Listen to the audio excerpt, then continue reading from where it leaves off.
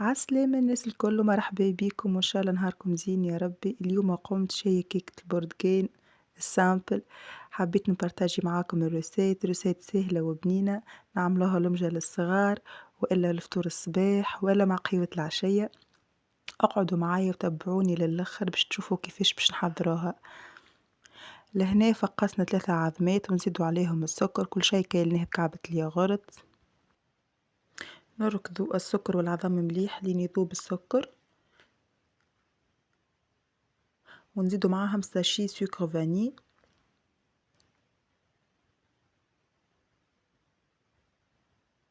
وشطر كاس عصير البرتقال، ومعاها الزيست بتاع البرتقال تعزز نكهة البرتقال في الكيك،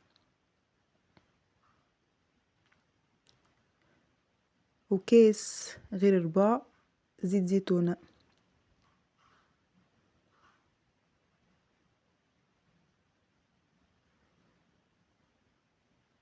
نركضوا السوائل الكل مع بعضها حتى تندمج، وبعد نزيدوا كعبة الياغورت ناتور والا نورمال، كل واحد شنو يحب، فما شكون يحط حليب زاده.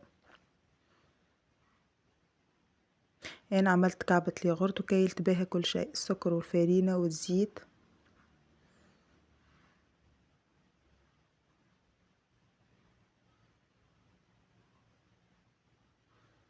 نركضوا السوائل الكل مع بعضها.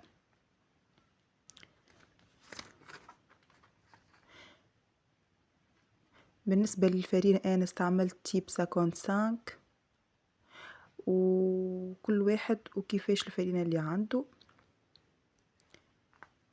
عينك ميزانك. بالنسبة للفرينة المهم التكستور تكون لا هي عاقدة برشا ولا هي جارية برشا.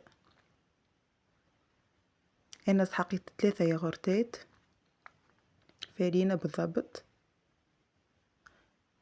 نخلطو الخليط بركدا، ومش نزيدو عليه الخميرة، ما ننساوش الخميرة.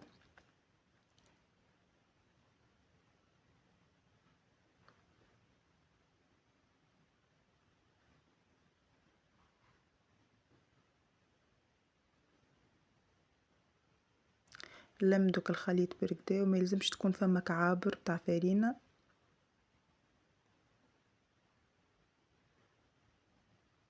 نبقى نحركو حتى لين الفرينة الكل تتحل، والفرينة سبق وغربلتها.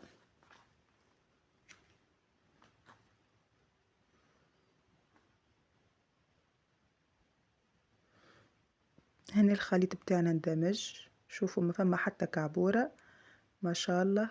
تكستور لا هي عقدة برشا ولا هي جارية برشا.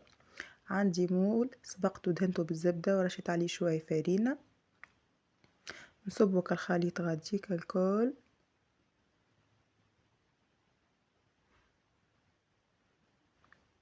ونحطوه في الفور على درجة حرارة 180 درجة، يشعل من الفوق ومن اللوطة لمدة 35 دقيقة. ان شاء الله تجربوها وتقولوا لي شنية رايكم.